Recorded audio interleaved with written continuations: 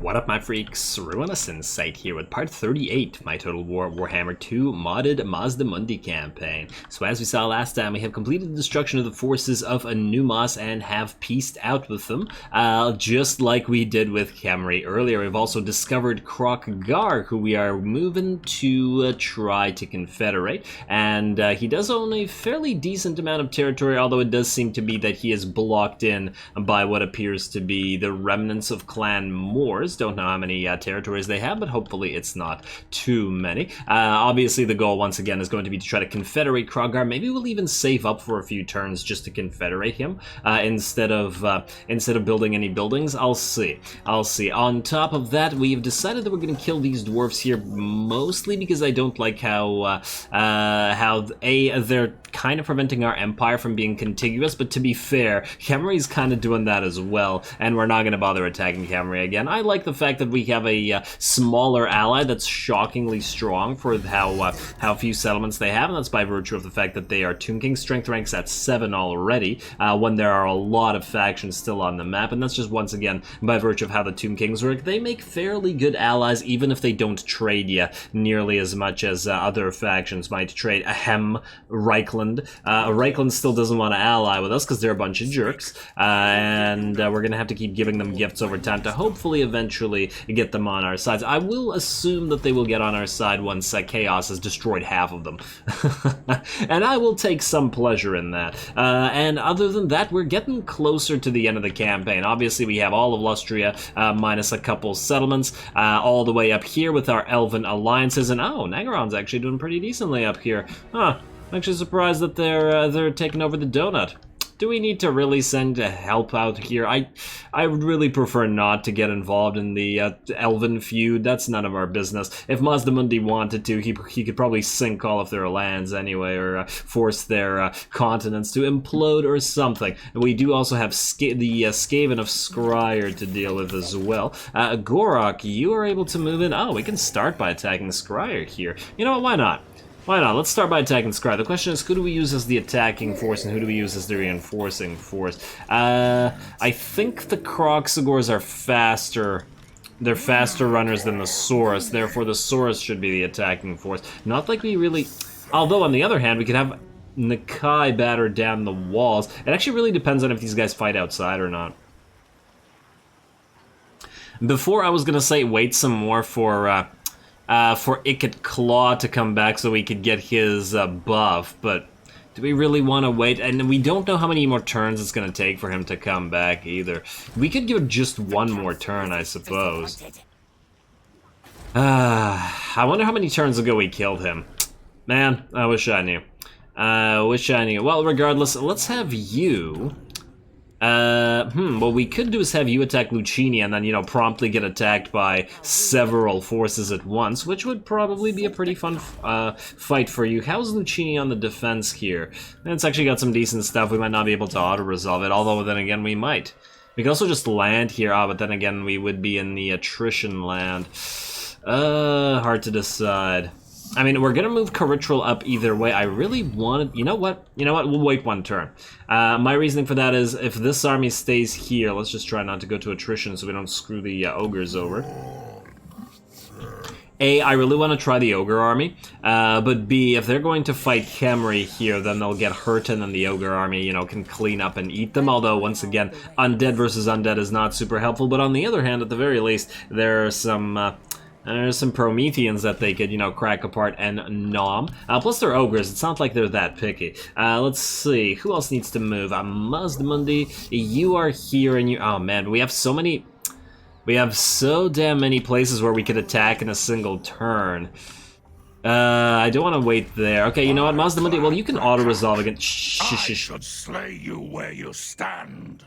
You done, buddy? You done? You're against Clan Moors and Harbinger of Disaster, which means I don't think we have to do anything to ally with anybody. We can just attack you. Alright, let's do it. Mazdamundi, you're just gonna kill these guys. They're in our way. Glare Warp. I know some of the nearby factions are not gonna like us for doing this. Oh, in fact, oh no. The Last Defenders don't like this? Okay, you know what? Maybe we wait another couple turns, damn it. Yeah, just go back. Go back and stay here for a little while, Mazdamundi. Oh, we could trespass in Clan Moore's territory. Here we go. Go out there. And let's see, how much do you feel... I mean, I think that's not extra trespassing, right? Yeah, it's still at 50. Alright, stay here. And in fact, if you could just double check that this is in fact Clan Moore's. I assume that it is, but still should double check. Alrighty, we'll deal with the dwarves soon. I just want, I don't want to screw our relationship up with the last defenders. Alrighty, any more lords not moved per dot? You guys are staying here right now because we have no money to max out your armies, although Cytochrom's almost ready to go. I was gonna get another hero in this army earlier, as well as the Dread Saurian. Can we build a hero here? We can build a Source Scar Veteran if we wanted to next turn. Reduce enemy leadership with Gura Tarak. So that's a decent option. Alrighty, let's skip that Lord not moved. Skip this Lord not moved. Gorok, well, you're staying here, buddy. And actually, if you'd like to ambush, you're more than welcome to. Let's end the turn. Well, let's hope that Ikid Claw comes back, and then I guess, well, Tahanawan, you're stuck there. Really didn't achieve too much this turn in terms of our armies, but to be fair, we've killed most of the enemies we wanted to kill, so... Just working towards a nice end here. Will Ikit have revived? If he doesn't, we're attacking. I'm not waiting anymore. Did we already not... Oh, you want us to join war? No. No. You keep fighting out there, buddy. Reichland. These guys should like us if we attack Scryer, right? I would think so.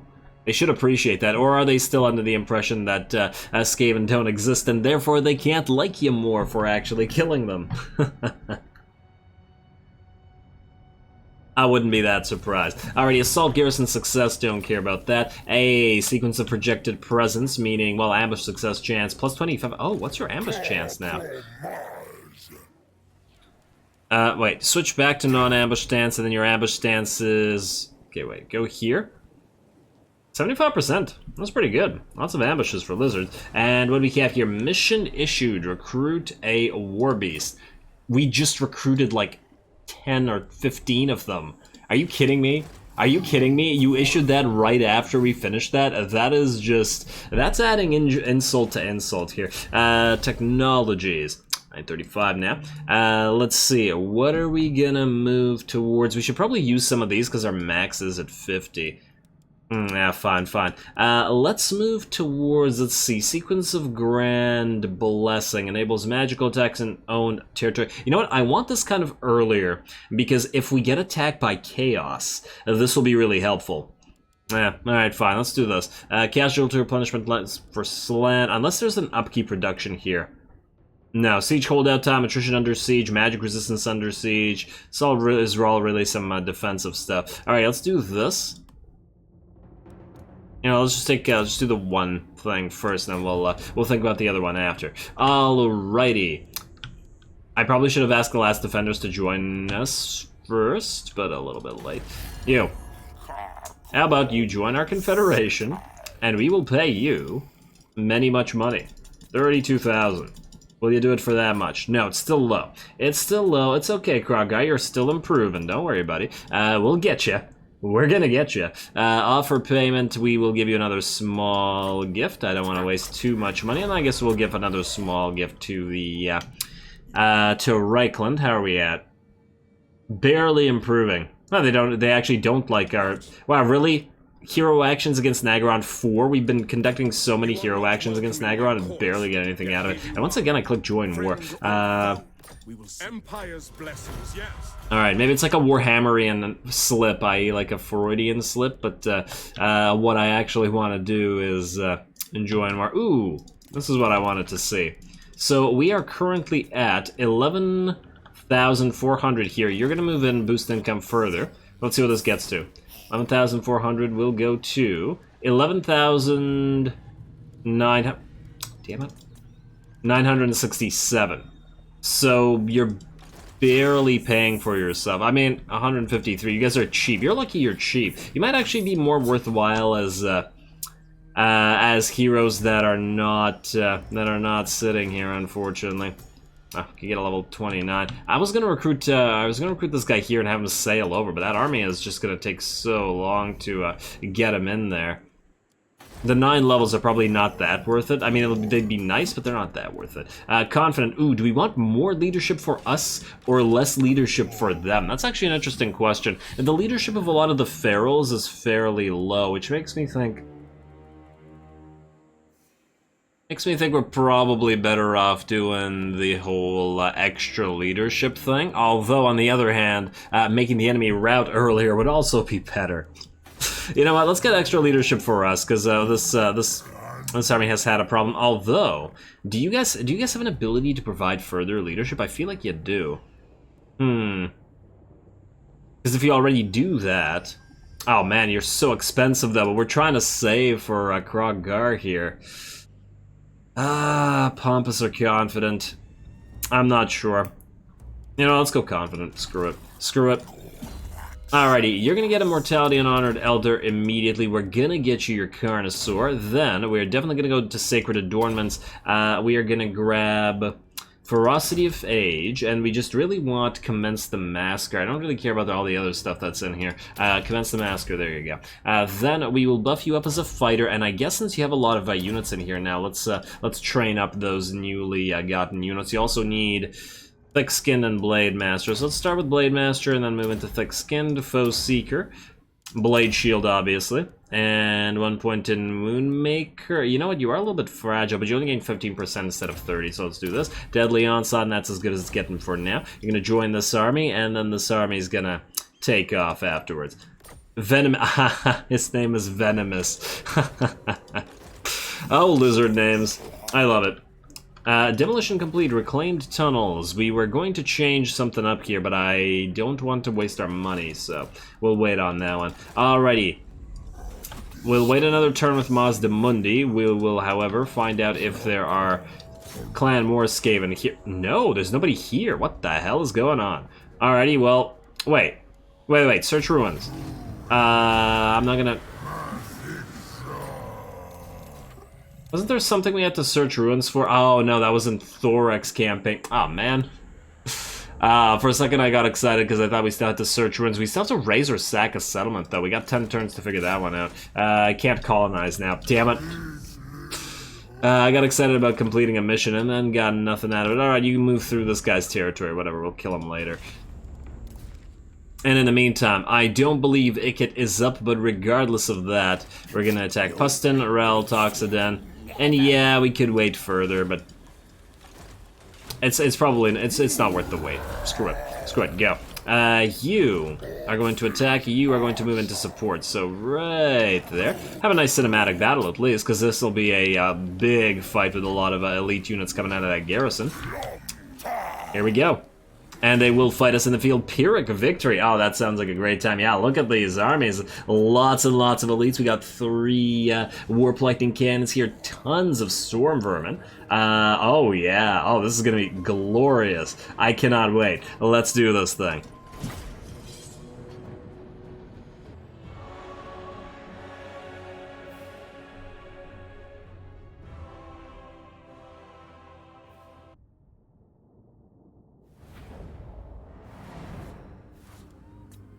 Alrighty, I am so freaking excited for this. An absolutely massive battle with a ton of enemies on the field and a ton of allies on the field. And on top of that, these two armies relatively untested, as neither Gorok nor Nakai A have fought in concert together. But more importantly, their armies are relatively, well, I mean, they're still high level, but they're not, they haven't had much combat experience. I really like this, I really like this idea of Gorok having two personal guards like this, although out of anybody who doesn't need guards, considering Gorok's basically invincible, that's completely unnecessary, but it just feels right to me, not to have these guys on their Carnosaurs and they can just move around with Gorok. Anyway, so let's take a quick look at the setup of what we're doing here. Now, the enemy armies are actually coming off this side of the field, and our army is coming on this side, which is partially why I deployed here, but the other reason I wanted to deploy here was to get get all of our Vanguard deployed dinos, which and slash lords and stuff, which you can see moving in immediately. In this is to prevent those warp lightning cannons from firing. Ironically, this was a terrible position for the warp lightning cannons in the first place, as they are in the trees, and thus they would have a very difficult time doing anything with that. We're also getting a cast of our Flock of Doom right into this blob of SKAVEN. Not a very effective spell against Storm Vermin, just by virtue of their armor, but against clan rats and stuff like that, it certainly does dish out the damage. I mean, you can see a little bit of damage dropping on everybody, but the more units you have, obviously, the better the spell is. So it is against big blobs, but then again, if you have a sufficiently big blob, you probably are able to use a vortex to just outright do more damage. Anyway, Zyri over here is going to be trying to hunt down this Grey Seer, but the Halberdier Stormvermin are making it difficult for him. We are obviously going to focus on the Warp Lightning Cannons and try to either delete them or prevent them from firing. Otherwise, Nakai's army is moving in, and we're just going to get those units in there as fast as we can. Nakai is also very eager, as usual, to get into battle. Look at him. He just running. He knows there's some fun times ahead. There you go, buddy. You got this. And then, yeah, this is essentially the faster army, because we have the Red-Crested Skinks, which are actually fast enough to chase down SKAVEN, on top of the, well, not the dinos, but the Kroxagors, which are very fast as well, at least compared to Saurus. Well, I wouldn't say very fast, but fast enough. Like 1.5 times a little bit more than Saurus, so certainly still able to close the distance much faster. And otherwise, the Saurus line is primarily just here to wait and enfold the main bulk of the enemy army, because after all, this isn't the main enemy force. This is just a the sort of beginning for us. We're also going to cast our first Comet of Cassandora, the Bound spell from our Skink Oracle, or at least one of them. Obviously, this is not the cast of the Comet of Cassandora from the Lore of the Heavens that we have on our Skink Priests wherever they are out there with Nakai. This actually did a very nice amount of damage, more than all the dinos have done thus far. Also, the dinos, unfortunately, it does look like Zyri is taking a bit of a beating, but the Carnosaurs do tend towards getting hurt when they get into situations like this. And enemy Warp Lightning spam comes down on top of some of our Saurus over here. Doesn't look like it killed any, but I imagine it would have done a little bit of damage. We're also getting, I believe those are Warplock Jezzails firing. Yeah, they are indeed Warplock Jezzails, and we are also getting some fire, unfortunately, from those Warp Lightning Cannons, so we do gotta go forward. Gotta love the little charging up effect that they've got. Such a cool weapon. Oh man, and that kick when it fires. Ooh, but unfortunately, as I was saying, the trees are in the way. Kind of a cool idea to have the Warplock Jezzails ambush out of a forest like this, especially out of this like tall grass, because the Skaven are small enough to hide in it. It does really make them look proper in terms of the sniper concept. And oh man, this is reminding me of Vermintide so much right now. Love it. Alrighty, well, let's see how we're doing otherwise. This portion of the battle's still not over, but getting there, especially with the rest of the army moving in. Some of our Red Crests are going to get blocked by what appear to be... Are those Eshin Triads? What are these? Yeah, they are Eshin Triads. I thought I recognized the unit, and I was just like, wait a second, those aren't Storm Vermin. The halberds looked all wrong, and so did the armor. Anyway, they will block the Red-Crested Skinks, but I don't think they have any kind of chance in actually fighting them. And besides, our heavier units, like our Kroxagors and, well, some of our Skink Priests and stuff, are just going to be able to break through. Nakai, in fact, has already broken through and will soon move forward as well. And now I am going to have a little bit of a preface here.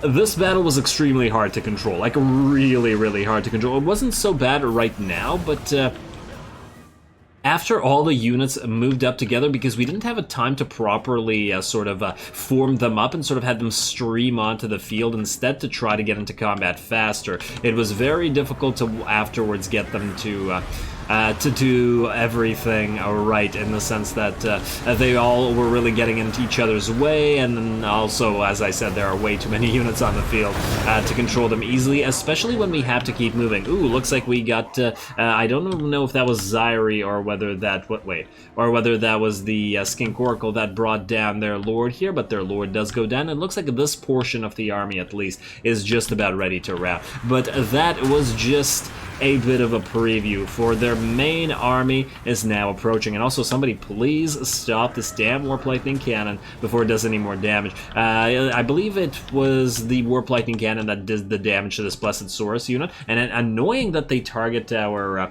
Blessed Saurus, considering this is the only one of these that we have. Rude. But fortunately, the Saurus will now be able to take care of it. And yeah, okay, no, you're firing into this one now. They really probably should have been firing at the Kroxigors instead. But anyway, here comes the rest of the SKAVEN. And this isn't even all of the SKAVEN. This is just the rest of the SKAVEN that are able to get onto the field. There's more where all that came from, and it looks like it's quite a bit. We're seeing a lot of Storm Vermin moving up. We got some Death Globes right there. I'm seeing some Warp Fire Throwers in the back, and even more Death Globes. So there's some definitely good stuff here, as well as some Warp Lock Jazez. They've got a lot of ranged support, which we will need to be careful around. Lovely. You gotta love these big epic battles. Dinos in the background. I do want them to sort of break through the enemy lines and chase the enemy lords, but it's a little bit hard when the enemy lines are composed of rank upon rank of SKAVEN halberds.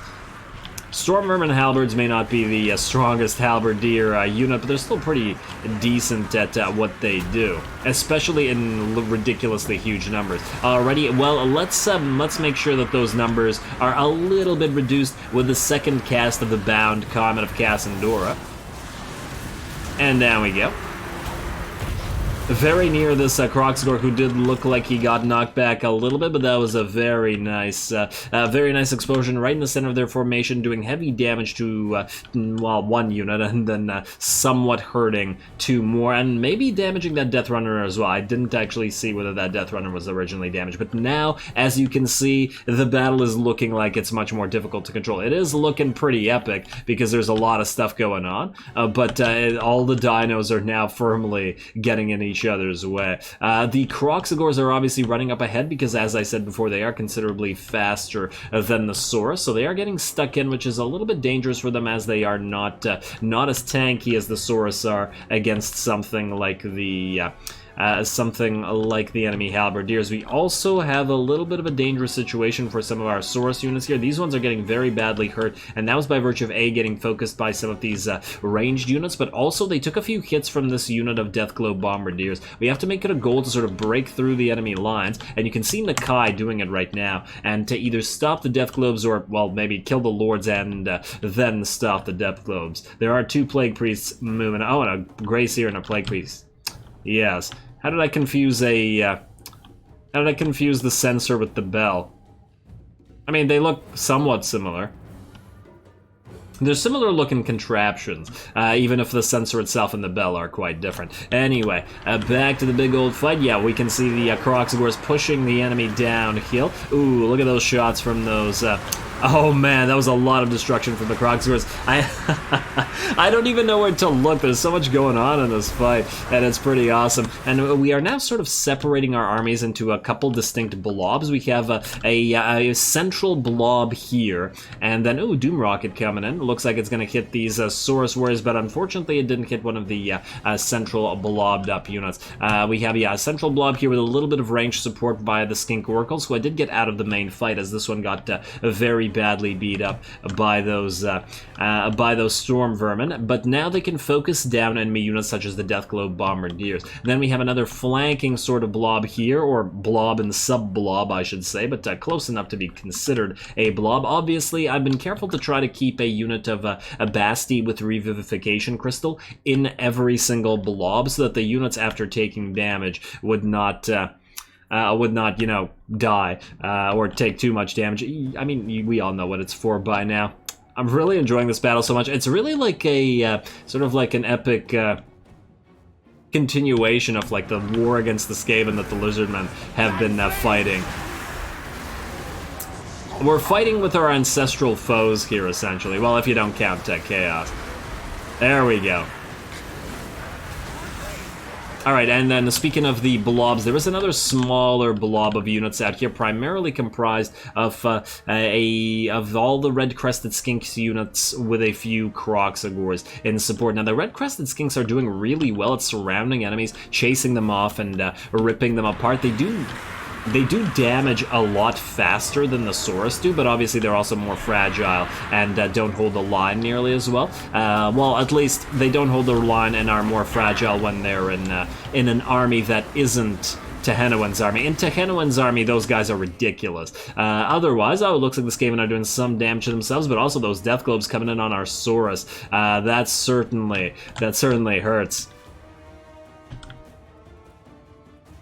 What an epic freaking fight. Alrighty, and we can see in the background, towering over the battlefield, Nakai smacking that Plague Priest around. Look at him, it's running. He moved right through their entire army and then chased down this Plague Priest and then ripped him apart. Didn't get hurt at all either. And I do assume that some of the magical support or range support that the enemy has did go after him. You see like one shuriken like strike him and bounce off too. It doesn't even stick in his flesh. I wonder if he even felt that. The guy's pretty. He's pretty badass. Look at him.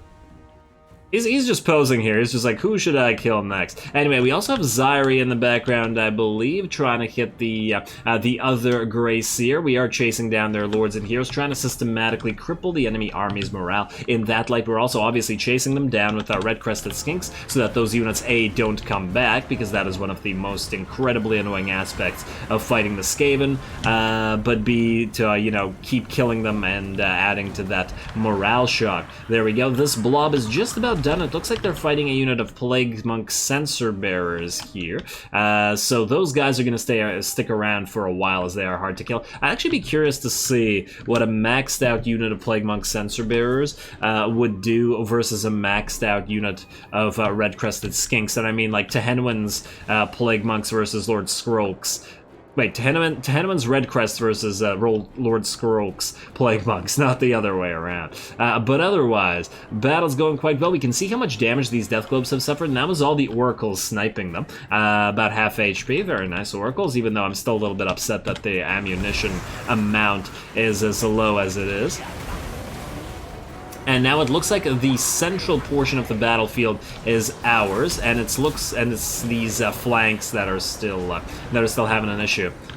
Still having a decent amount of range support from those gutter runner slingers, but I feel like at this point they're just gutter runner slingers, and only a single one of their units doesn't do enough. Ooh, look at that Doom Rocket coming in right into the central blob of Saurus here. And now you can see the Saurus are sort of separating from each other and beginning to march forward. More enemy units are appearing on the map, or at least I think they were appearing until now. And it's time to sort of, you know, consolidate and attack the main blobs. The enemy's going to separate once again into sort of 2 or 3 blobs. We're going to have a big blob of ranged units back here that is doing a very good job at the Red Crested Skinks. You can see that they're probably the most damaged units on the field now, but that does make sense, especially, you know, a couple hits from a Warp Fire Thrower does a number on them. We also have 2 Hell Pit Abominations coming in, which are fairly dangerous units, so we do have to be careful around those guys. There's one here, and I believe there's another one coming in from over there. Yeah, that's the other unit that I was talking about moving in. These guys are all going to come back, though, so we do still have to be wary of them as soon as we kill all that's left in here. One of the things I really like about the Lizardmen army, especially, is that, you know, it does pay to diversify, more so than some armies might. Like, it's really good to have an Ark of Sotek and some Revivification Crystals as support for any infantry army, and then some other stuff. Like, it's not an Elven army that just needs, you know, all range or all dragons or something silly like that. And of course you could do all, you know, all dino armies or something like that, but the Lizardmen surprisingly do really well in combination. Man, I do like the constant healing we have in various forms now. Alrighty, and these guys have come back, but our flanking blob is going to charge them, and it looks like they want no part of it. Central formation of the enemy, still holding strong. We do have the Health Pit Abominations both fighting. I do want to point out that this one unit of Blessed Croxagors was not that hurt, and it looks like the Hell Pit Abomination does quite well at bringing Croxagors down. Yeah, there we go, another one killed by it. Actually quite impressed with the unit. Which is good, because I really like Hellpit Abominations. They're such a cool-looking monstrosity. And look, it's killed 3 or 4 of these guys already. I never considered using the Hellpit Abomination as a sort of anti-monstrous infantry unit. But it does hit very hard with the 715 and the fast attacks.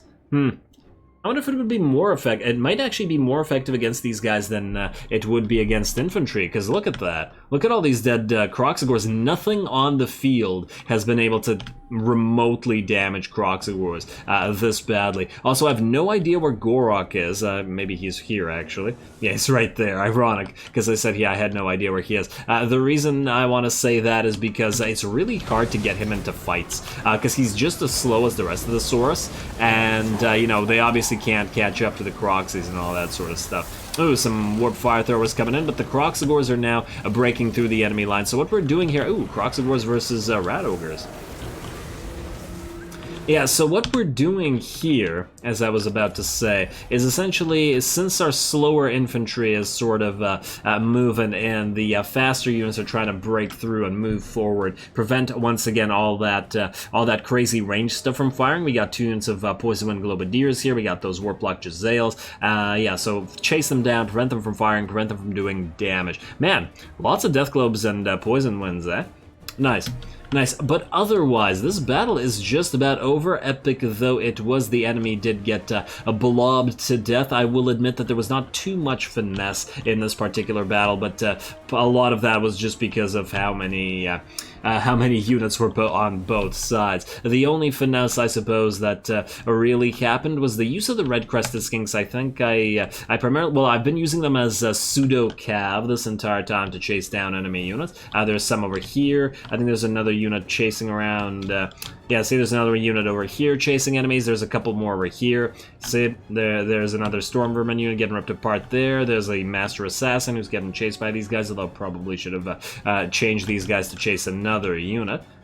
Obviously, we can't be using Saurus for that purpose. Anyway, battle's just about over. Let's watch the 2 Hellpit Abominations die, as they'll be the last units on the field. This one's still alive, but it looks like that one did go down, but it did not get killed by the Kroxigors. Great job to killing Kroxigors. It got killed by Nakai and the Skink Priest, who came in and just ripped it apart. Then there was one. And this one's also surrounded by Kroxigors, so I do assume it's going to take some damage, but at least we got a little bit of a meat shield here as well, in the form of some Saurus. And it's very close to dying now. At least the Kroxigors do dish out the damage, even if they take it as well. And there we go. I do believe the victory is there with that last unit. And the sun will set on Clan Scryer. Although I don't think this is the last battle against them. It will be the crippling of their faction, as I don't think they can come back from this. We could just siege them right after. Yeah, there we go. Alrighty, well, speed this up. Let's go forward. I mean, we are going to chase as many enemy units as we possibly can, maybe chase down these rat ogres, deplete their numbers, as a lot of the units here will be garrison units, and the less garrison units exist, obviously, the easier it'll be to take Skaven Blight itself. Once again, I did want to keep Ickett alive to farm his ability, but I wasn't willing to wait. And this was a pretty fun fight, although I suppose it could have been an even better fight if we had waited even longer for even more Skaven units. Although it's hard to say, once we got to like this portion of the map, if even more units were coming on the field, we were so close to the edges that we would have just driven them off field anyway. Close victory. I'm not entirely sure about that. We didn't actually suffer too many losses. I think most of the damage was felt by one Saurus or maybe 2 Saurus units, a couple Kroxigors or maybe 1 Kroxigor, and then all the red crested skinks. And Zyri got kind of beat up. Although he did have a few Earthblood supports, so he might not be as damaged by now. Anyway, in fact, let's find out how everybody did in terms of damage. I'm very curious, just considering how there was a lot of blobbing here.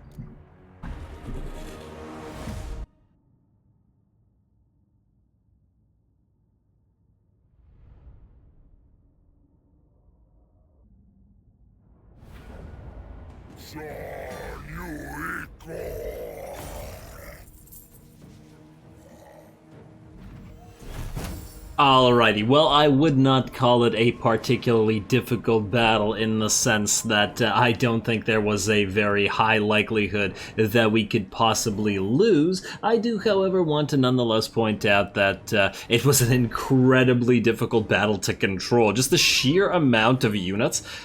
And more importantly, the fact that a lot of our own units were infantry, and all the dinos were also really getting in each other's way. I have actually no idea who did the most damage here. I'm not surprised about the two oracles because they were casting a lot of the spells. It looks like Zyri did very well on that Carnosaur of his 30,000 damage. Gorok did basically nothing. And the problem with Gorok is that he's a very slow, mountless lord, and he just sort of has to march at the enemy. Yeah, if you can get him into the battle lines, he's very hard to kill, but otherwise he can't really keep up with the rest of the army, which is unfortunate, but it is what it is. Nakai did fairly well. He ran through the lines, sort of broke through them, and was able to hunt down a few lords. I was quite impressed with the red-crested skinks, who, while they did get hurt, because of their speed, were able to dish out considerable amounts of damage, and the same thing goes for the Kroxigors. Looks like we got 2 units of Blessed Kroxigors that went to town on the enemy. 200 and 150 kills,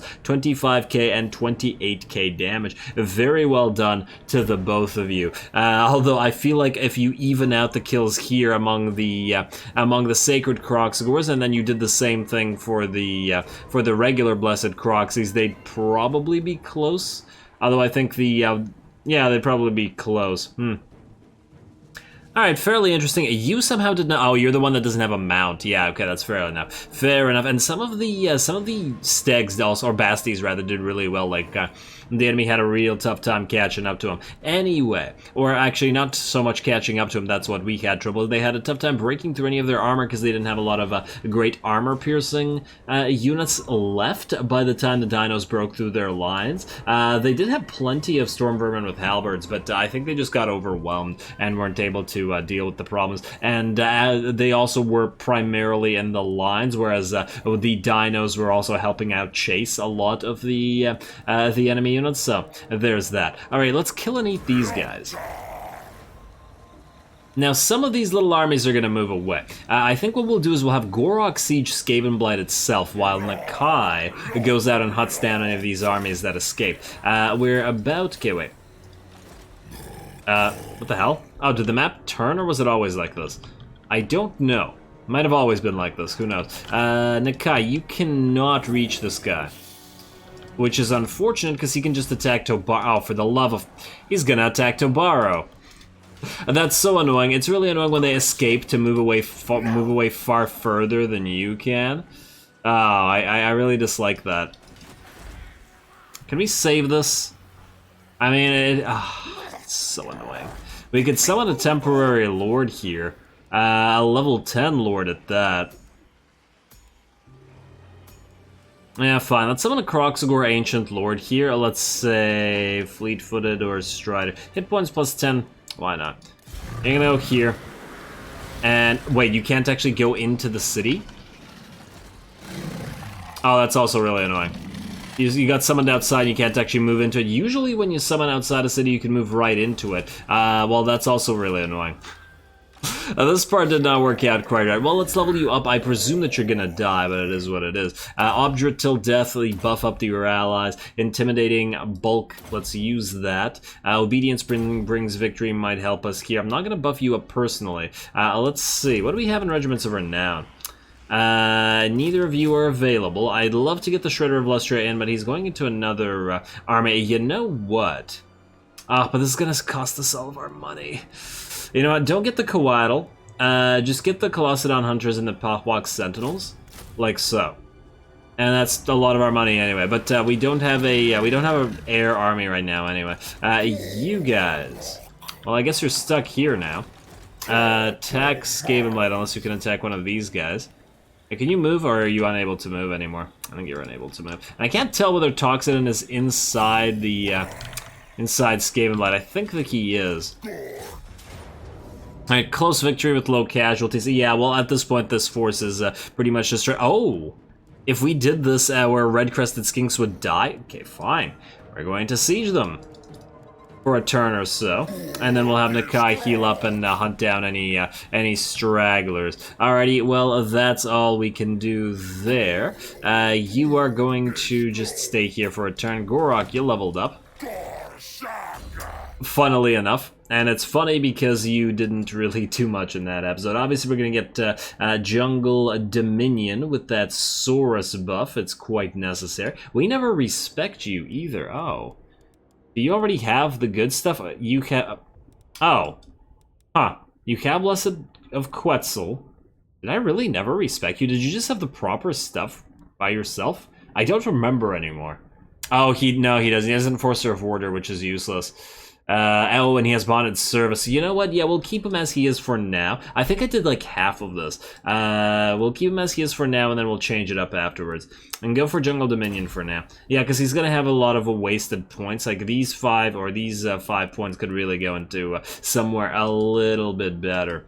Yeah, alright, that's fine. That's fine, buddy. No more level ups other than that, and I think I'm gonna call this episode here. I actually have no clue whatsoever how long that battle is gonna take, because the commentary, obviously, for the battle, well, I can't predict how long the commentary is gonna take, but I imagine that it will have taken up most of this episode. Otherwise, next time, next time we'll have a, no, this is gonna be an easy kill. Well, I was about to say we'll have a first fight with our ogres, but I think they'll just kill this while it's standing here, and then we'll find an actual proper opponent for them after, because I imagine this will be an auto-resolve. There's no need to bother with fighting a trash army like this, but maybe there's something out here. We could also probably attack Lucchini with Tehanoan.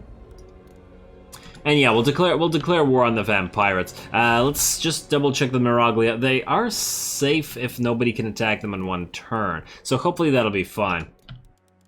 Miragliano's in a pretty good position. Alrighty, well, let's hope we can manage... Oh, did I not get your... Oh, just so I don't forget, we upgraded... Well, we got a Pahwak Sentinels and Riperdactyl Riders, so let's just upgrade those two, I guess. Or we can make you... You know what? I like the idea of getting Miasma of Despair more. It might be a little bit more helpful, so let's get you more attack. Let's get you... Indomitable, because you're likely to rout when that army inevitably attacks. And let's get Miasma of Despair. We can't get Aura of Inertia, unfortunately, which would be swell, but the Blade Shield might be even more worthwhile than buffing up our... This buffs up all the units. You know what? Maybe we'll buff up both of them, like that. Swift Rider. There you go. A little bit of buff for those 2 units. Is it more worth it than 12 Blade Shield? Probably not, but... Nah. At least they'll be strong enough to harass this army. It is a weak army. I just do expect them to attack us anyway. What I really hope doesn't happen is they jump over and go for Bilbali instead. I wouldn't be surprised if they did, but we'll have to find out next time. So with that said, as always, I do appreciate any and all feedback with regards to the gameplay or the way I do things on this channel. And don't forget to leave a like and comment for your friendly neighborhood heretic. All glory to the algorithm, and thanks for watching.